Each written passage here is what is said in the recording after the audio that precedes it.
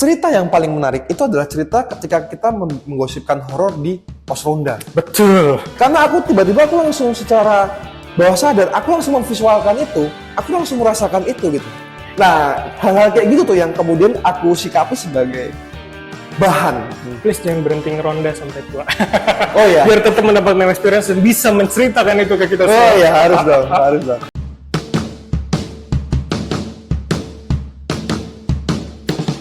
Selamat datang di Broscast. Bram Reza Rivo Ngobrol santai di di podcast. podcast. Yeay!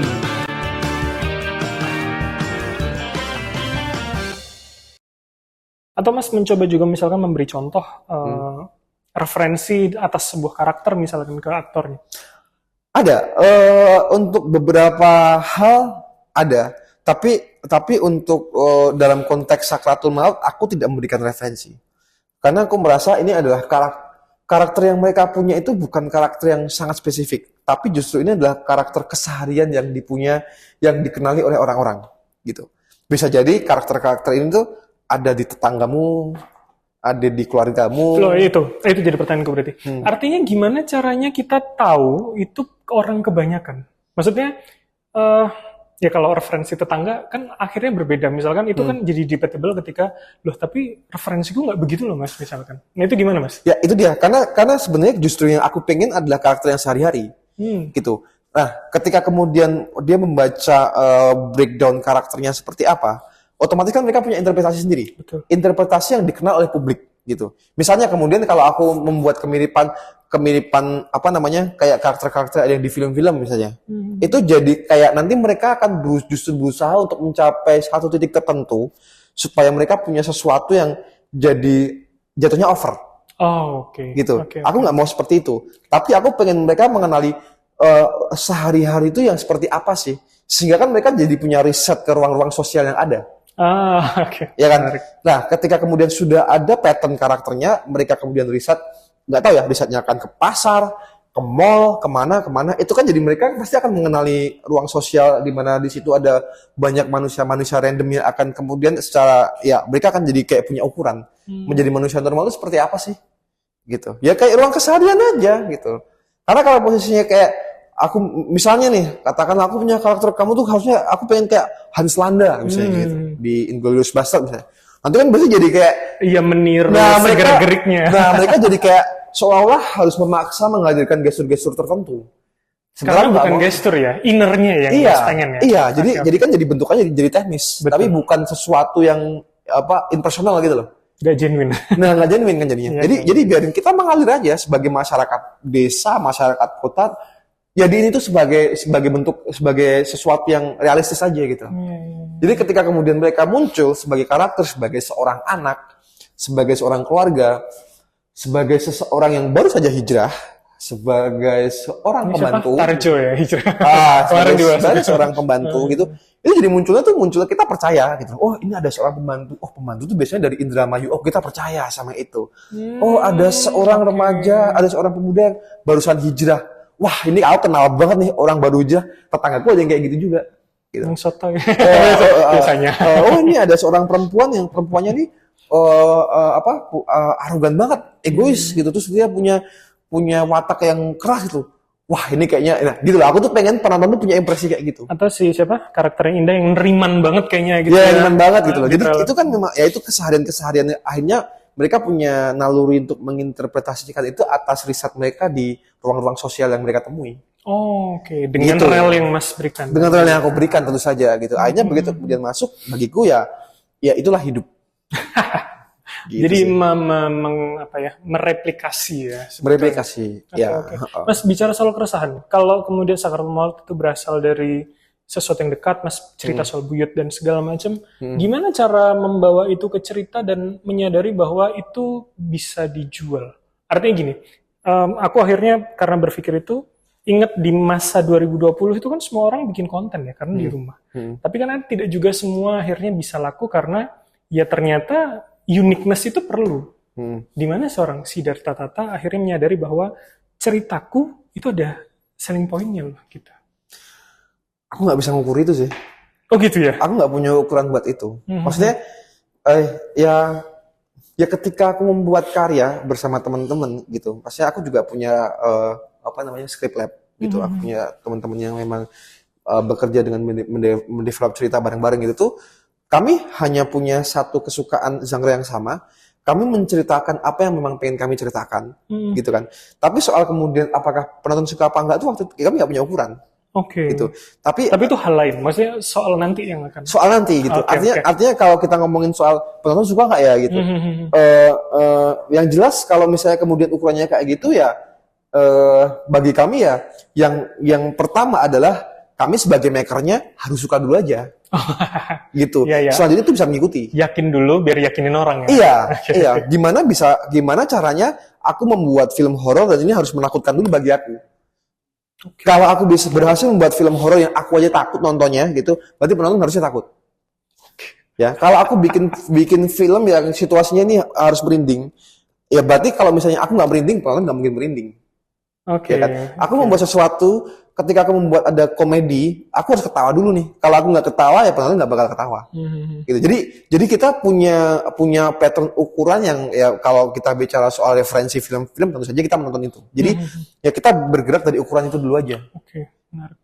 Film Hollywood misalnya, mereka punya pakem 3X structure ya, gitu. Jadi ada formulasinya, bagaimana titik kita menempatkan setupnya, pengenalan karakter, lalu kemudian masuk ke act 2, langsung ke midpoint dan segala macam itu kita pelajari.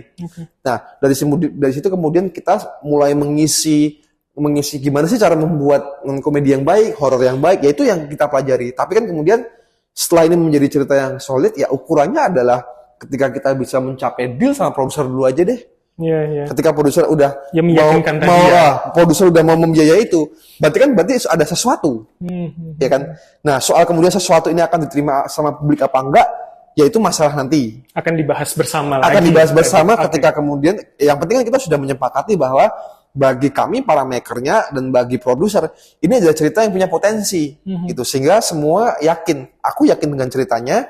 Pak produser yakin untuk membiayai film ini, gitu. Ya udah kan, berarti kita sudah punya masuk ke area di mana kita akan membahas sesuatu yang bisa dipertanggungjawabkan, Oke. gitu. Lalu selanjutnya ketika kemudian penonton suka ya itu bonus bagiku, gitu. Yang penting kan kami sudah mencoba untuk membuat cerita yang bagus dan baik yang seharusnya itu bisa diterima sama penonton. Tapi apakah itu kemudian jaminan? Ya aku belum tahu juga gitu. Karena aku Tapi nggak atau ketika Mas memformulasi itu ya udah nanti ketika aku pokoknya produser oke dulu, sisanya akan kita bahas berikutnya gitu. Atau menyerahkan pada tim yang Ya walaupun sebenarnya kalau kita ngomongin soal filmmaking kan sudah ada tim marketingnya yang juga maintenance soal itu kan. Tapi yang penting kalau dari kreatornya ya kita harus menjaga supaya produknya berkualitas dulu. Gitu, ceritanya mudah dicerna, gampang, mudah dipahami. Kalau ngomongin horor ya serem, kalau ngomongin komedi ya bikin orang ketawa, kalau bikin situasinya sedih ya bikin orang nangis, ya itu. Jadi menyampaikan emosi dengan mengcrafting shot by shot menjadi sebuah cerita itu yang harus dipertanggungjawabkan dulu. Biar dan itu feel-nya ada di kreator. iya, biar rasanya bisa sampai ke menonton gitu.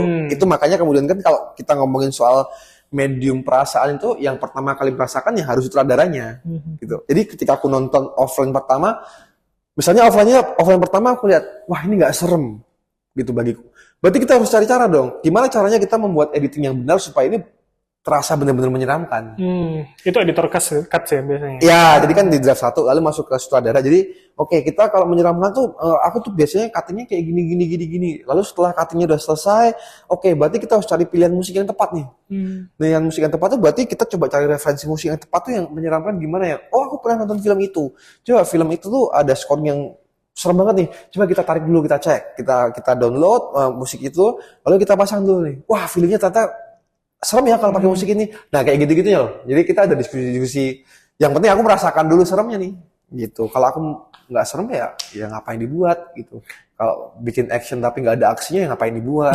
Kan gitu. Dan pun yang bikin nggak terkesima ya buat apa dibuat ya. Betul. Dengan action itu. Betul. Gitu. Makanya memang kenapa aku harus terlibat dalam proses development cerita hingga naskah di setiap film yang aku kerjakan. Meskipun kemudian penulisnya bukan aku. Biar aku juga tahu dan aku juga merasakan feelingnya dulu. Karena itu penting banget gitu. Itu prinsip yang fundamental bagi Ya bagi aku. Seorang Siddhartha Tata. Ya, Akankah itu kemudian menjadi standar untuk film ke depannya? pastinya. Oke. Pastinya. Bahwa Mas nggak mau sembarangan menerima, Aku nggak mau harus dong. yang Nggak mau dong. menggodok, membuat adonan dari awal. Aku nggak mau tiba-tiba aku cuma disodorin naskah dan disuruh syuting naskah orang, suruh syuting, aku nggak mau lah. Oke. Gitu. Aku harus selalu ketika kemudian aku disodorin naskah, aku baca, potensinya menarik, tapi aku nggak suka alurnya, ya ayo kita bongkar ulang. Kalau tidak bisa berarti bukan Ya, Mas. kalau misalnya nggak bisa nih, ini naskah udah final draft, ya sorry, aku nggak bisa ambil. Oke. Gitu. Heeh. Luar biasa sebenarnya. Itu Ya. saya suka dengan Ya jawaban itu harus sih menurutku ya tugas seorang sutradara ya harus seperti itu gitu untuk menjaga kualitas film yang akan dibikin. Hmm. Ya kan kalau bagaimana dia bisa bergerak, bagaimana dia bisa mencipta sedangkan dia buta sama ceritanya. Oke. Ya, Ya. ya itu kan gitu. Dia hanya sekedar menerima dan mencoba Ya, menerjemahkan itu ya ya. tidak mengecilkan profesi sutradara-sutradara yang lain ya, tapi memang seharusnya itu menjadi tanggung jawab sutradara yang memang harus dia emban sebenarnya gitu. Oke, bicara soal tanggung jawab, kenapa cukup besar tanggung jawab sutradara menurut Mas? Kenapa harus dipertanggungjawabkan segitunya? Cerita ini ketika apalagi sudah nyampe, sudah kemudian diingat sama orang. Kalau kamu nonton film yang kamu lihat siapa nih? Selain aktornya, ya sutradaranya kan? Iya. Ya udah. Itu Iya kayaknya sih, udah memang. menjawab, gitu. Biasanya Wah, kan- filmnya hancur banget nih. Biasanya Wah, namanya ada di sutradaranya atas dia. atau di bawah judul film. Iya, iya kan, iya. Iya. Gitu, nggak mungkin. Wah, ini film jelek. Oh, ini editornya. Atau oh ini musik dari ini gara-gara musik dari kayaknya nggak di situ. Tapi semua ukurannya dari sutradaranya gitu loh. Nah, jadi kalau misalnya jelek gitu kan kayak wah filmnya jelek buat wah aduh sutradaranya ini pantesan dia wah gitu-gitu kan itu kan itu tanggung jawabnya kan gede. Iya, jadi catatan juga ya, Oh, catatan perjalanan karir. Aku kemarin pernah punya satu cerita. Jadi di X-Men tuh agak sedikit rame soal ketika aku merilis Sakratul Maut. Oke. Ada beberapa akun beberapa akun yang lumayan punya followers yang gede juga gitu dia ngomongin soal proses kreatifku. Wah, Tata tuh barusan ngelarin film ini, terus ngelarin film, langsung tiba-tiba ngeluarin film yang lain lagi. Diragukan atau gimana? Ya prosesnya terlalu cepat. Oke. Konteksnya adalah prosesnya terlalu cepat dan bagaimana cara dia membuat itu, gitu loh. Bagaimana cara dia membuat bisa berproses secepat itu, gitu kan? Ya kenapa kemudian dia bisa kayak gitu? Apakah dia nggak riset dulu? Apakah dia nggak butuh waktu buat berpikir kreatif dulu? Dia ngomong kayak gitu. Tapi kan artinya ketika kemudian dia ngomongnya kayak gitu, biasanya arahnya kan akan ngomongin soal iyalah bagaimana kemudian dia bisa mencipta film sebanyak itu dalam waktu sekitar 2 tahun, tapi filmnya kan rata-rata busuk-busuk semua misalnya kayak gitu. Nah, sedangkan kemudian di situ ada beberapa orang yang ngomong bahwa iya walaupun kemudian prosesnya cepat tapi filmnya tetap terjaga kok kualitasnya gitu. Nah itu yang kemudian kan jadi tanggung jawab kan sebagai sutradara kan, Yes. gitu. Aku membuat film memang cepat banget gitu proses berkaryanya cepat banget. Tapi bukan berarti kemudian aku meremehkan kualitas karena aku sadar ada namaku di sana. Once aku bikin karya yang jelek, mereka ya itu tanggung jawabku akan selalu dicerca sebagai sutradara yang membuat film jelek. Dan aku nggak mau itu. Dan itu tanggung jawab personal untuk profesinya. Tanggung jawab personal untuk profesi. Itu dia. Makanya ketika kemudian dia nge-tweet itu, banyak orang yang ngomong, tapi yang dia bikin selalu bagus kok, ada kualitasnya, gitu-gitulah. Ya aku tidak mengklaim karya aku bagus-bagus, gitu. Tapi artinya ada orang-orang yang masih mengapresiasi film yang aku bikin, gitu. Nah itu yang membuat aku jadi merasa bahwa, oke, ini motivasi dan ini memang jadi salah satu hal yang harus benar-benar aku jaga aja setiap kali aku membuat karya gitu. Karena ya itu stigmanya kan ketika aku membuat karya terlalu cepat ya jangan-jangan aku cuma hanya bekerja, Hanya menerima dan hanya menerima, naskah mengerjakan tanpa meriset tanpa apa. Padahal sebenarnya enggak gitu loh. Tapi karena kebiasaanku berpikir cepat ya karena aku terdidik sebagai orang iklan yang harus bisa switch project dalam satu waktu yang cepat. biasa nerima revisi kayaknya dari Menerima klien. segala macam seperti itu dan aku juga punya pengalaman hidup yang sangat beragam sekali gitu. Aku besar di Jogja, aku punya ruang playground yang sangat lebar banget untuk bergaul dengan siapa yang aku pengen. Aku bisa bergaul dengan produser-produser di Rapi Film di manapun gitu. Terus kemudian aku bisa bergaul dengan aktor-aktor ketika di Jakarta, tapi ketika aku pulang ke Jogja aku bisa bergaul sama tukang beca, pedagang angkringan, preman, debt Still collector. grounded ya. Aku masih bisa bermain sama dia. Itu kan pengalaman-pengalaman empiris yang akhirnya bisa aku terima yang kemudian aku formulasikan jadi cerita. Oke. Gitu loh. Jadi itu ruang risetku. gitu. Ketika aku harus membuat film tentang debt collector, aku punya kok teman-teman SMP ku tuh anak-anak debt collector semua. Ketika aku harus membuat film tentang ormas agamis gitu, aku punya teman-teman ormas agama juga. Aku tinggal datang ke mereka, aku nanya, aku ngobrol, aku menyelami hidup mereka. Jadi aku bisa kemanapun, ke titik manapun ketika aku mau, aku bisa bertemu dengan siapapun.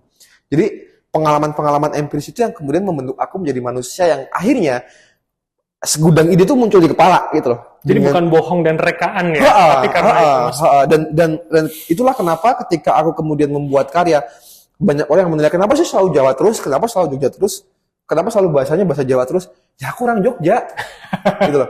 Aku selalu berusaha menegakkan apa yang aku bikin itu dekat dengan hidupku sehari-hari, karena itu adalah risetku. Aku selalu merecall apa yang pernah aku lakukan, apa yang pernah aku selami. Misalnya aku bikin action, ya kan aku sering tawuran dulu gitu loh. Jadi ruangnya, aku nggak bisa bikin tawuran terus kemudian ruangnya ada di ruang gangster 9 naga misalnya. Ya aku bikin tawuran di pasar, kelasku kelas gangster, kelas pasar. Karena referensi itu yang Mas punya. Karena pengalaman. Iya. Gitu loh. Itu karena pengalaman yang jadi itu yang kemudian aku pasang. Posisinya gitu. Jadi posisinya aku bahannya sudah ada di dalam kepala, ya itu yang kemudian tinggal aku jadikan sebagai bentuk cerita. Secara aku bertanggung jawab, profesiku adalah pencerita. Dan itu yang akan Mas pegang sebagai idealisme ke depan. Bahwa yang diceritakan adalah yang Mas tahu dan Mas alami. Iya, tidak menutup kemungkinan ya. Maksudnya untuk sekarang memang posisinya aku pengen bercerita dengan hal-hal yang ada di dekatku aja sebagai orang Jogja. Makanya memang aku selalu membakar di akhiranku karena memang itu yang memang aku tahu dan aku dekat. Tapi ke depan aku pengen juga eksplorasi ke hal-hal yang lain juga gitu sih. Maksudnya aku pun one day misalkan Mas Tata bisa menciptakan sesuatu yang fantasi yang bisa banget, sangat bisa sekali. Oke, terakhir, what next setelah Sakaratul Maut? Apalagi yang perlu di-challenge dari seorang Siddhartha Tata? Film action sih. Film action? Film action. Seperti apa bayangan highlight-nya aja? Yang jelas tuh aku pernah membuat sebuah series action. Tapi aku pengen banget bikin sebuah film action yang itu memang bisa ditonton di bioskop. Gitu. Tapi kalau ngomongin soal cerita ya aku belum bisa cerita karena itu masih konfidensial. Tapi yang jelas aku pengen banget bikin film action. Oke, gitu. Kita akan tunggu seperti apa. Ya, harus ini tunggu. Ngobrol ini sebenarnya menaikkan ekspektasiku soal Sakaratul Maut tentunya dan bagaimana karya-karya Mas berikutnya gitu loh. Ya harusnya Sakaratul Maut itu akan menjadi film yang sangat menarik buat ditonton sih.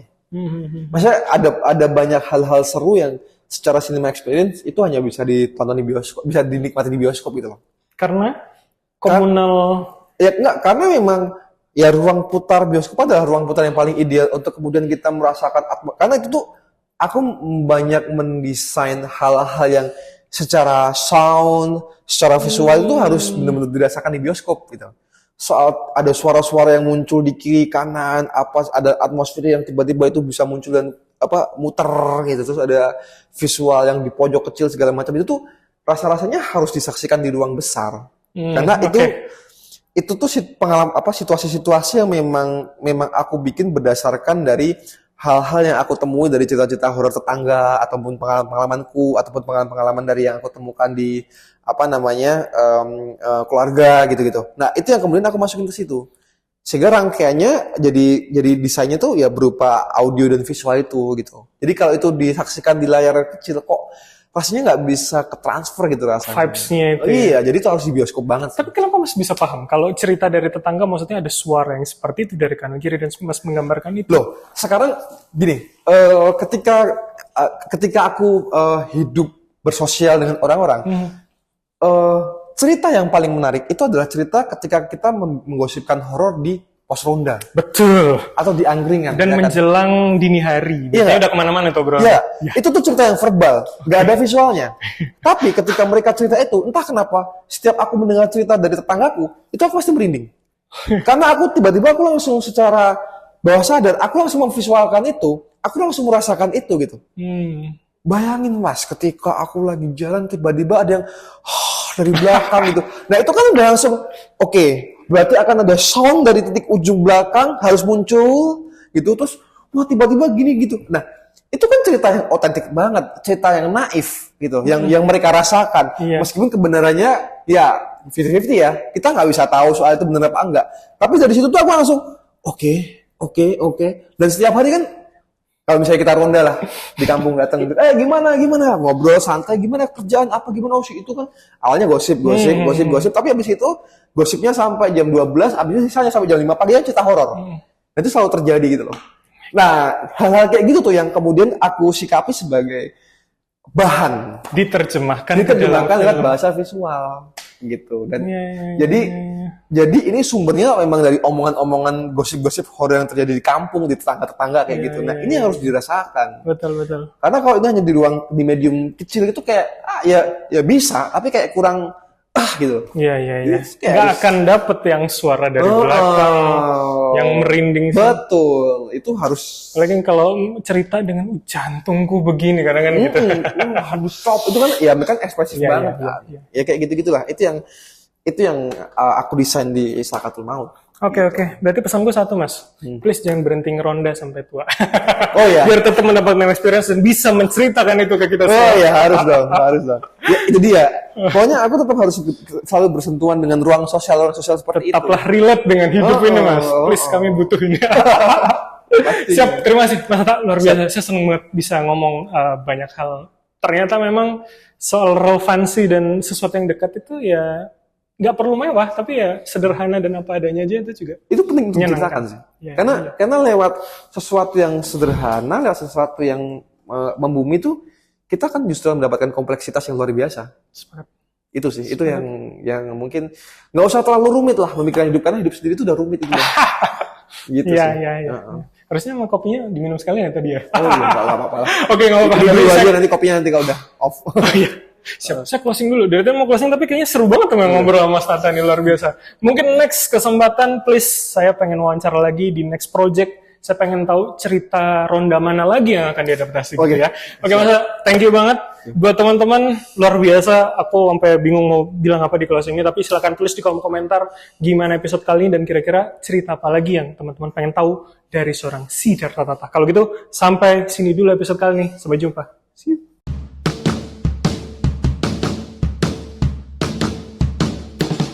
Selamat datang di Broscast. Bram Reza Rivo ngobrol santai di podcast. Yeay!